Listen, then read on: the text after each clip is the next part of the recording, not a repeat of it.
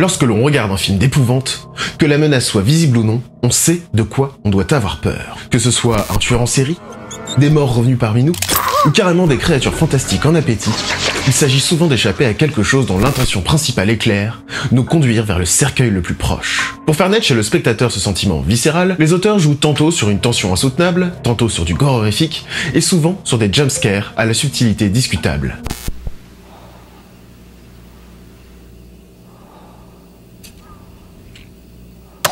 Mais détrompez-vous, pas de sursaut de peur dans cet épisode, non. Ici, il ne va pas vraiment s'agir de peur, mais plutôt d'un sentiment pour certains encore plus terrible.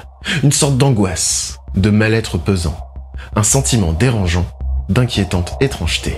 En 1906, Ernst Jentsch est un psychiatre allemand. Dans un essai qu'il intitule Zur Psychologie des Unheimlichen, que l'on peut éventuellement traduire par Sur la psychologie de l'étrange, il développe le concept de Unheimlich, un mot qui n'existe pas dans la langue de Molière mais qui tire son origine de Heim, le foyer en allemand. Il a alors été traduit par inquiétant familiarité, l'étrange familier ou encore, sa traduction la plus répandue en France, l'inquiétante étrangeté. Un concept que va reprendre Freud quelques années après, en 1919. Il s'agit de l'angoisse que l'on ressent face à un phénomène somme toute banal, mais avec un léger décalage avec la réalité. Quelque chose de familier, mais avec une différence à peine assez perceptible pour pouvoir mettre le doigt dessus. Apparemment aucune menace imminente, mais qui génère pourtant un sentiment de malaise. Par exemple, une poupée derrière une fenêtre, des jumelles qui se tiennent à côté, un visage sur lequel quelque chose ne va pas, ou un robot un peu trop humain. I am excited at this moment to be making a new friend. Depuis quelques années, les androïdes anthropomorphes sont de plus en plus réalistes, au point qu'un cas particulier d'inquiétante étrangeté a fait son apparition.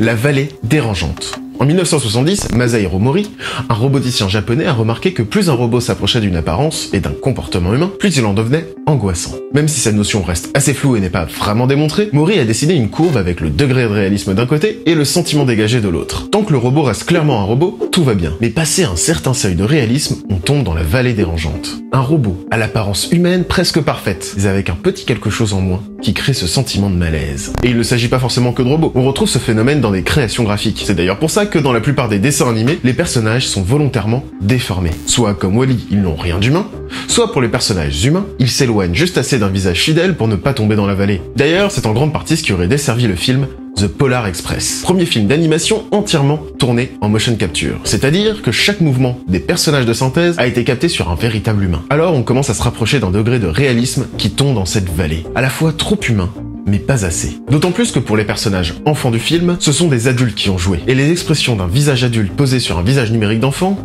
c'est en effet assez étrange. Pour beaucoup de spectateurs et de critiques, ça a rendu ce film angoissant. It's for him.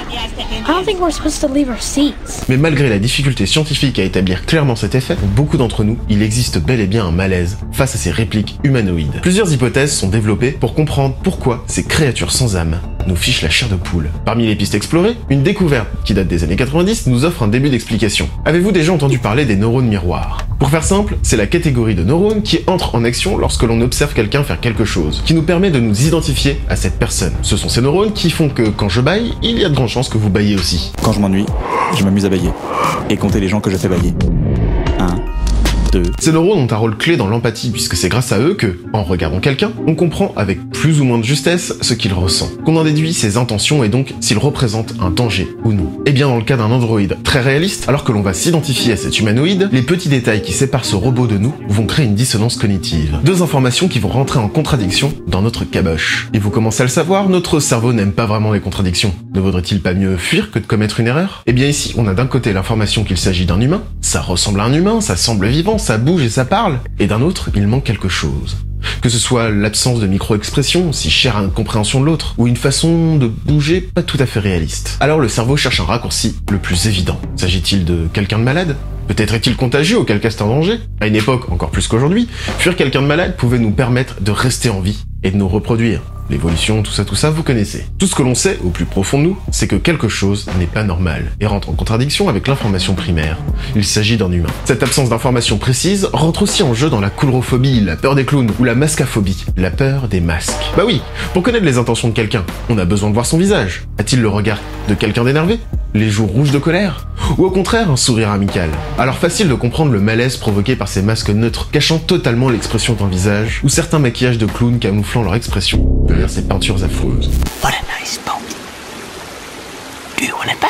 Mais cette capacité d'empathie envers une chose ne se limite pas à la fidélité des traits d'un visage. À vrai dire, nous avons une capacité assez impressionnante à reconnaître et à identifier des mouvements dits biologiques, c'est-à-dire produits par quelque chose de vivant. C'est ce qu'a voulu comprendre le psychophysicien suédois Gunnar Johansson en 1973. Son expérience est assez simple.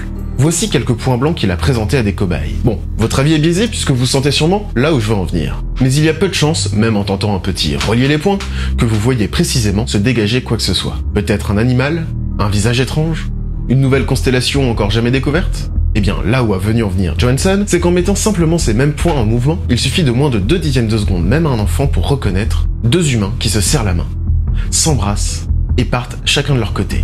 À vrai dire, pour reconnaître un mouvement biologique, inutile de discerner un visage ou une silhouette. Une dizaine de points suffisent amplement à voir cette personne faire des pompes, du vélo ou monter un escalier. Eh bien, cet étrange sentiment que l'on ressent avec des androïdes un peu trop humains existe aussi lorsque, à défaut de nous ressembler, l'engin se meut comme nous. C'est le cas du robot Atlas de la célèbre firme de robotique Boston Dynamics, développé pour reproduire des mouvements humains. À le voir comme ça, rien de bien gênant. Mais lorsqu'il se met à bouger, il avance, il saute ou se rattrape de façon très organique. Ça pourrait presque faire froid dans le dos.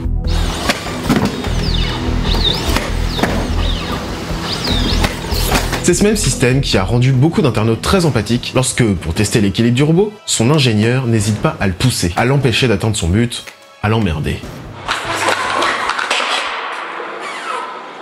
Nombre de spectateurs s'identifiant bizarrement à la machine lui ont alors prêté des réactions humaines, s'attendant presque à ce qu'Atlas se retourne pour foutre une droite à son créateur. Certains auraient même critiqué l'ingénieur prenant la défense de la pauvre machine face à son traitement inhumain. Et pourtant, avons-nous de l'empathie envers un balancier que l'on empêcherait de balancer ?